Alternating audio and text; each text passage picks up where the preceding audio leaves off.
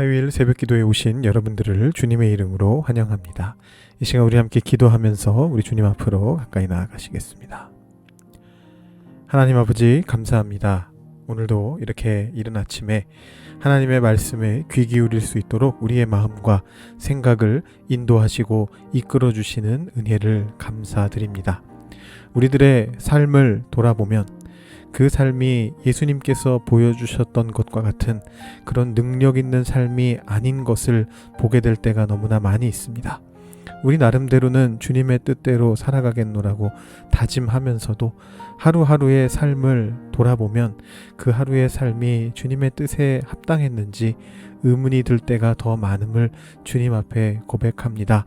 아마 어쩌면 어제 하루 동안의 우리의 삶도 그러했을지 모르겠습니다. 그럼에도 불구하고 주님께서 우리를 불러주고 계시는 것을 알기 때문에 주님께서 우리의 삶 속에 여전히 관심을 가지고 계시다는 사실을 알기 때문에 이 아침에 다시 한번 주님 앞에 나아옵니다.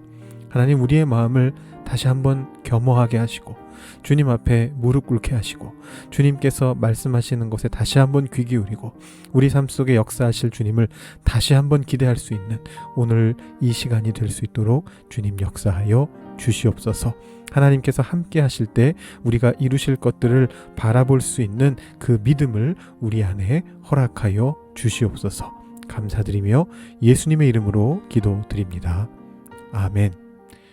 오늘 우리에게 주시는 하나님의 말씀은 신약성경 마태복음 12장 14절부터 21절까지의 말씀입니다. 마태복음 12장 14절부터 21절까지의 말씀을 봉독하도록 하겠습니다. 바리새인들이 나가서 어떻게 하여 예수를 죽일까 의논하거늘 예수께서 아시고 거기를 떠나가시니 많은 사람이 따르는지라. 예수께서 그들의 병을 다 고치시고 자기를 나타내지 말라 경고하셨으니 이는 선지자 이사야를 통하여 말씀하신 바 보라, 내가 택한 종 곧 내 마음에 기뻐하는 바 내가 사랑하는 자로다. 내가 내 영을 그에게 줄 터이니 그가 심판을 이방에 알게 하리라. 그는 다투지도 아니하며 들레지도 아니하리니 아무도 길에서 그 소리를 듣지 못하리라. 상한 갈대를 꺾지 아니하며 꺼져가는 심지를 끄지 아니하기를 심판하여 이길 때까지 하리니 또한 이방들이 그의 이름을 바라리라 함을 이루려 하심이니라. 아멘. 네, 오늘 우리 읽은 말씀 굉장히 좀 짧은데요. 평소에 우리가 읽었던 것보다 많이 짧은 말씀입니다. 한 8절 정도밖에 되지 않는 말씀인데 이 말씀 안에 생각보다 아주 중요한 내용들이 들어 있습니다. 그렇기 때문에 이렇게 큐티인이 짧은 구절을 잘라 놓은 거겠죠. 이 안에 아주 중요한 개념, 바로 마태복음이 특별히 아주 중요하게 생각하는 메시아 비밀이라고 하는 것이 나타나고 있습니다. 16절 보시면 이렇게 나오죠. 자기를 나타내지 말라 경고하셨다. 예수님께서 하신 어떤 일들에 대하여 병을 고쳐주신 다음에 사람들에게 그 예수님을 다른 사람들에게 드러내지 말아라 라고 이제 경고를 하셨다라는 그런 얘기입니다. 이 메시아 비밀이라고 하는 것을 조금 이제 설명을 드려 봐야 되는데요. 예수님께서는 왜 당신이 메시아이심을, 이렇게 병을 고치는 존재이심을 드러내지 않기를 원하셨는가? 우리 그 요한에 대한 토요일 말씀에서 봤던 것처럼요. 이 당시에 유대 사람들의 어떤 메시아에 대한 기대는 어떤 거였냐 하면 승리를 가져오는 메시아. 또 다른 표현으로 바꾼다면 세상의 질서를 당장 바꾸어 놓을 어떤 정치적인 힘을 가진 그런 메시아였습니다. 반면에 예수님은 그런 모습이 아니고 병을 고치는 사역을 통해서 자신이 메시아이심을 드러내셨죠. 우리가 토요일 말씀에서 좀 다른 부분에 더 집중하기 위해서 이 부분은 자세히 보지 않고 좀 넘어갔었는데요. 오늘 말씀을 통해 좀 더 살펴볼 수 있을 것 같습니다. 우리는 사실 예수님의 사역이 구약 성경, 특히 이사야서가 기록하고 있는 이 메시아의 사역과 일치한다라는 것을 잘 알고 있습니다. 그렇기 때문에 우리는 왜 그 당시 사람들은 예수님의 사역을 메시아 사역이라고 생각하지 못했는가 좀 의아해지게 됩니다. 요한도 그랬고 바리새인들도 그랬고 어쩌면 그 당시에 회중들도 그랬던 것 같아요. 아마도 예수님의 공생의 사역이 구약 성경이 기록한 메시아의 사역이다라는 것을 발견하게 된 것이 이 초대교회의 중요한 발견이었던 것 같습니다. 예수님 당시의 유대 사람들은 그것을 발견하지 못한 상태였던 거죠. 아마도 그 초대교회의 중요한 발견의 어떤 상당 부분은 예수님께서 구약의 성취이셨음을 지속적으로 강조했던 마태의 공로라고도 볼 수 있을 것 같습니다. 오늘 말씀에도 나오는데요. 17절을 보시면 마태는 이 일이 구약의 성취다라는 것을 분명하게 하기 위해서 이는 선지자 이사야를 통하여 말씀하신 바라는 그런 표현을 추가하고 있습니다. 이 표현을 그 헬라어 원어에서 직역하면 선지자 이사야를 통한 말씀이 성취되기 위하여 이렇게 됩니다. 딱 성취라는 표현이 거기 들어가고 있습니다. 구약의 성취가 이루어졌다는 것인데요. 무엇을 통해서? 바로 예수님이 병을 고치신 후에 자신을 드러내지 않으심을 통해서 자기를 나타내지 말라라고 경고하시는 것을 통해서 이사야서의 말씀이 성취됐다라는 것입니다. 도대체 어떤 말씀이길래 예수님이 그렇게 자신을 드러내지 않으시는 메시아 비밀이죠. 예수님이 메시아시다라는 것을 비밀처럼 만드신 그것 안에서 어떻게 이 이사야서의 말씀이 이루어졌는가? 이 이사야 말씀이 어디냐면 42장인데요. 이 많이 인용이 됩니다. 신약 안에서. 그런데 대부분 다른 곳에서는 보통 1절만 인용이 되는데 마태가 여기에서는 1절부터 4절까지를 다 인용하고 있습니다. 뭐 거기 당연히 이유가 있겠죠. 우리 팟캐스트로 들으시는 분들은 보실 수는 없겠지만 제가 혹시 몰라서 이 화면에다가 42장 1절부터 4절까지 말씀을 한번 띄워봤습니다. 여러분 가지고 계신 성경책에 마태복음 말씀과 한번 비교해 보시면서 어떻게 마태가 이 말씀을 인용하고 있나 한번 보시면 좋을 것 같은데요. 이렇게 되어 있습니다. 1절에는 내가 붙드는 나의 종 내 마음에 기뻐하는 자 곧 내가 택한 사람을 보라. 내가 나의 영을 그에게 주었은즉 그가 이방에 정의를 베풀리라. 이 말씀이 있고요. 그 뒤에 이제 마태가 특별하게 인용하고 있는 2절부터 4절의 말씀이 나옵니다. 이 부분이 중요합니다.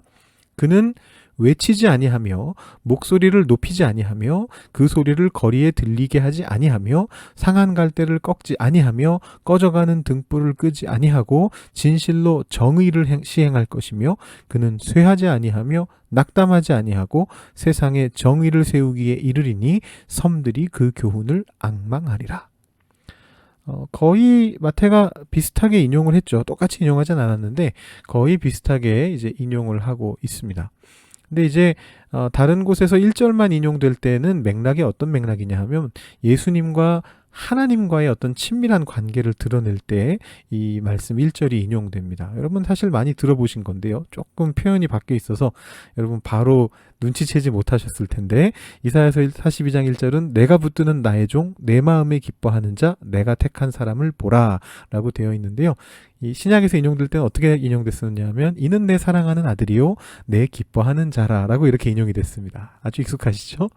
네, 예수님이 세례를 받으실 때 성령이 임할 때 또 예수님께서 변화산에서 변화되시고 나서 구름 안에서 빛나는 구름 안에서 하나님 음성이 나타날 때 바로 이 말씀이 인용됐었습니다. 근데 지금 여기에서의 맥락은 다릅니다. 오히려 아까 말씀드린 것처럼 2절부터 4절 말씀이 훨씬 더 중요한데요. 외치거나 목소리를 높이지 않으시고 그는 조용히 행하실 것이다.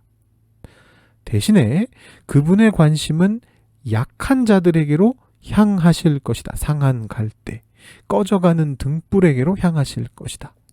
그리고 어떤 상황 속에서도 낙담하지도 약해지지도 않고 바꿔 표현한다면 조용하지만 뚝심 있게 그러한 약자들이 있는 곳에 정의가 세워지게 만드실 것이다. 이것이 이사야서 42장 2절부터 4절의 말씀입니다. 근데 그 이사야서의 말씀을 예수께서 오늘도 오늘 본문에서도 이루신 것입니다. 오늘 본문 15절 16절에 이렇게 적혀 있습니다. 예수께서 아시고 거기를 떠나가시니 많은 사람이 따르는지라. 약자들이죠. 예수께서 그들의 병을 다 고치시고 자기를 나타내지 말라 경고하셨으니. 외치지 않고 목소리를 높이지 아니하신 것이죠. 그리고 그들을 고치심으로써 메시아이심을 드러내셨습니다. 이 메시아 비밀이 우리에게 알려주는 것은 바로 이 조용한 뚝심의 중요성입니다. 예수님은 시끄럽게 자신을 드러내지 않으셨습니다.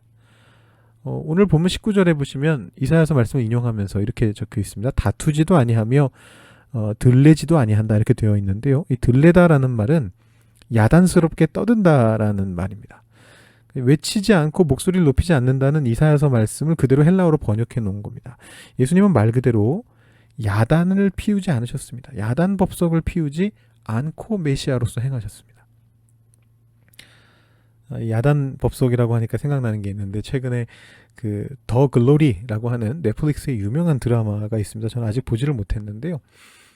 거기에서 이제 야단 법석이라는 단어가 교회와 연관돼서 나왔다고 그래요. 그래서 제가 그 기사를 한번 읽어봤는데 이제 드라마에 악역 중에 한 명이, 악역이 여러 명 있는 것 같은데요. 그 중에 한 명이 교회를 다닌다고 그래요. 그래서 피해자가 교회에 와서 이 악역한테 따지니까 이 악역이 뭐라고 얘기를 했느냐 하면 교회에서 야단법석 피우지 마 라고 그렇게 말했다고 합니다. 그랬더니 그 피해자가 약간 비꼬는 말인데 야단법석은 불교 용어인데 너 교회에서 그런 표현 써도 되니? 이렇게 되물었다는 그런 기사를 제가 읽은 적이 있습니다. 불교에서 말하는 야단법석이 뭔가 저도 궁금해서 좀 찾아봤는데요. 이런 겁니다. 부처 곧 이 석가모니의 설법을 듣기 위해서 수많은 이들이 몰려들었는데 특별히 그 음성을 가까이서 듣고자 해서 그 사람들이 그야말로 막 몸싸움을 하면서 막 소란을 피워가면서 그 야단, 바깥이란 뜻이죠. 법당이 아닌 바깥 그 들판에서 자리를 펼쳐놓고 막 경쟁을 하는 막 그런 상황이 있었다라는 겁니다. 설화에 따르면 몇 명이 모였느냐 하면 무려 300만 명이 모였다고 합니다. 얼마나 시끄러웠겠습니까? 그게 이제 야단 법석인데요. 예수님은 그렇게 하지 않으셨다라는 것이죠. 들레지 않으셨습니다. 야단스럽게 떠들지 않으셨습니다. 예수님은 오히려 수많은 사람들이 그분을 둘러쌌을 때 그들을 치유하시기만 하고서 그 자리를 피하셨습니다. 예수님은 사람들이 그분을 추켜 세워주는 것을 조금도 원하지 않으셨습니다. 예수님은 단지 조용하지만 뚝심 있게 메시아로서의 사명을 감당해 나가셨습니다. 약한 자들이 치유받고 구원을 얻게 되는 그 자리로, 정의가 올곧게 세워지게 될 그 자리로 예수님은 계속해서 한 걸음씩 한 걸음씩 뚜벅뚜벅 뚝심 있게 나아가셨던 것입니다. 예수님을 본받기를 원합니다. 우리의 오늘 하루가 그런 하루가 되었으면 좋겠습니다. 꾸준하게, 뚝심 있게, 그러나 내가 잘났다고 내가 잘하고 있다고 소문내지 않으면서 나를 드러내기보다는 주님이 드러나시기를 기대하면서 주님의 제자로 주님의 일을 감당해 나가시는 여러분들이 되시기를 바랍니다. 여러분들이 오늘 하루도 그렇게 겸손한 마음으로 여러분의 삶의 현장으로 나아가실 때 바로 그곳에서 주님의 말씀의 역사가 이루어지는 놀라운 일들을 경험하게 될 것입니다.